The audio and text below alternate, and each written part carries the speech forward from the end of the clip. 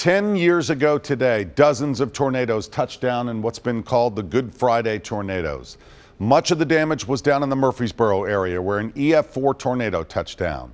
A mother and her baby were killed, nearly 60 others hurt. News Channel 5's Kelsey Gibbs talked with one man who credits his faith and his son's Boy Scouts training for getting the family to safety.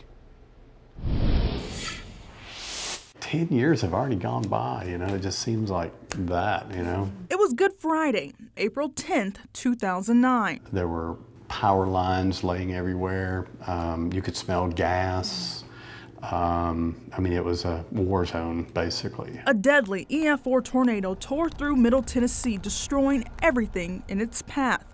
Mike Bickford says it's a day he'll never forget. That afternoon, my son called me from work and he goes, "Dad, there's a tornado heading towards our house." Bickford raced to his Murfreesboro home to get his wife and his son Sam.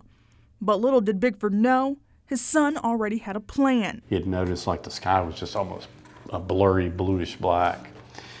And the windows are kind of popping in and out. And he knew something bad was going on. Just months before the tornado, Bickford says Sam received his Boy Scouts merit badge for emergency preparedness. The family would practice their disaster plans on some nights. And on April 10th, 2009, it paid off. Down the hall they went in the closet, and as soon as he got in the closet, he was shutting the door and the house shifted. The Bickfords made it out safely with just some bumps and bruises. I go back to give credit where credit's due, and that is number one to God, and number two is to Sam's scouting career. The family now has a new home with a storm shelter, but these old pictures remind Bickford just how lucky they are. I was very fortunate in that respect. In Murfreesboro, Kelsey Gibbs, News Channel 5.